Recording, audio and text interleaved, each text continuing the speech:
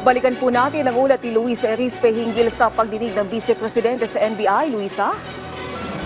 Naomi, katulad nga na nabanggit ko kanina, no? So ngayong araw si Vice Presidente sa pagdinig sa National Bureau of Investigation. Pero kahit hindi naman sa sumipot, dumating ang kanyang abogado na si Attorney Paul Lim, bitbit ang sulat mula sa Vice Presidente na nanghihingi ito ng bagong schedule para humarap sa kanilang investigasyon. At napagbigyan naman ito ng NBI at na-reschedule na ang hearing sa December 11.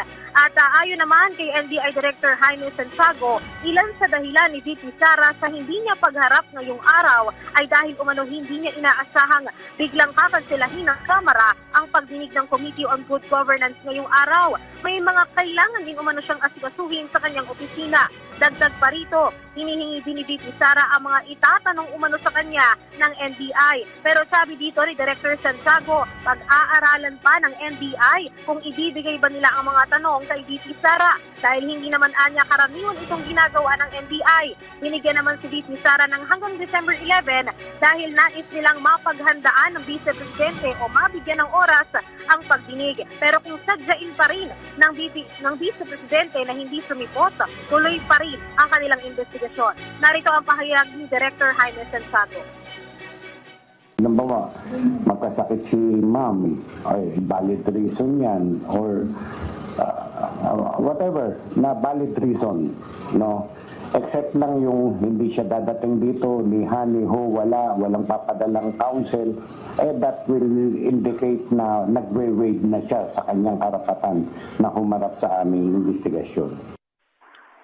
Naomi, bukod naman sa mga naging pahayag ni VP Sara na pagbabanta laban kay Pangulong Ferdinand R. Marcos Jr., First Lady Liza Marcos at House Speaker Martin Romualdez, kasama rin sa iimbestigahan at tatanungin ng NBI sa Vice Presidente ay ang mga umano'y threats na natanggap naman niya laban sa kanya. Kaya kung nanaisin naman ng Vice Presidente na humarap sa NBI ng mas maaga pa sa December 11, ay bukas naman anya ang kanilang opisina.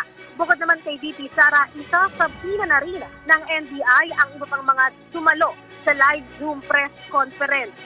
Narito uli ang pahayag ni Director Jaime Santiago.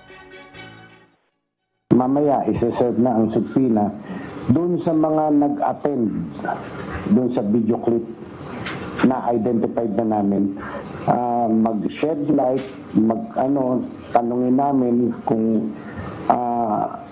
nangyari yun, in their presence, nagtatanong sila, yun, surrounding those matters.